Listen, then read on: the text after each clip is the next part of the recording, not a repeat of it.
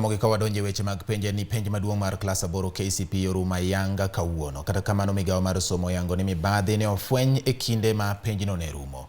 Jopuonj ariyo osemaki kaachiel to pod itimone nonro ka otudore koda wach mar kuo mar penj. Ripota marwa Judith Omondi nigi ler mar wachno. Mana seche machuok bang' ka migawo mar somo okumo tim mar keyo pichni mag otese penj, japuonj moro mane tayo penj e senta mar Abrasa Academy mayudore e kaunti ma Marsabit noyud kod ketho. Apisa moro mane tayo penj e senta moro e kaunti ma Turkana bende ne oyud gi simo mane ni kod duoko mag penj. Japuonj achiel mane tayo penj e skund primar mana e Sambu mayudore Kiminini ma bende ichich goni ne odonjo e mibadhi bende pod itimone nonro matut.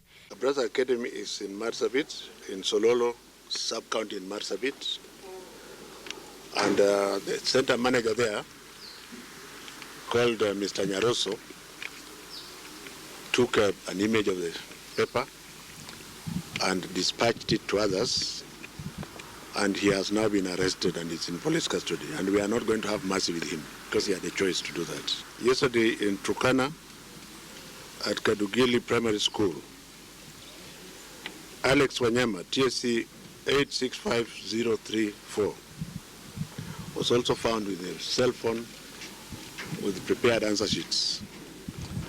And he is also in custody as we speak. Kaluwore kod chike matayo penj e pacho kae, ng'ato ang'ata ma okwalo chuo wang'e e utese mag penj kendo fulo oko gima nie i penjno ka ong'eyo ibiro kawne okang' mar chik.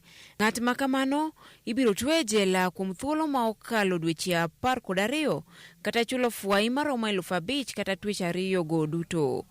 Kata kamano, Gire George Magoa olero ni japuonjre duto otimo penjgo nyaka mago manie gwenge mar Rita nyocha orochore, mak mana japuonjre achiel mane owito nyalo mare mar neno kapok penjno ochakore, to koro wachne ok ong'ere. All children, both in hospital, in fact today in hospital I saw one in Italy, and all those who may have had obstetric issues in hospitals, and all the other children that were in violence-prone areas have had their exams. And the government will ensure that the children are escorted back home safely as they wait for their results. Nono penj mag klas 8 nochakore ndalo 2 mokalo, kendo igeno ni duoko dhi wuok bang' jumbe 2. Judith Omondi, Ramogi TV, Nairobi.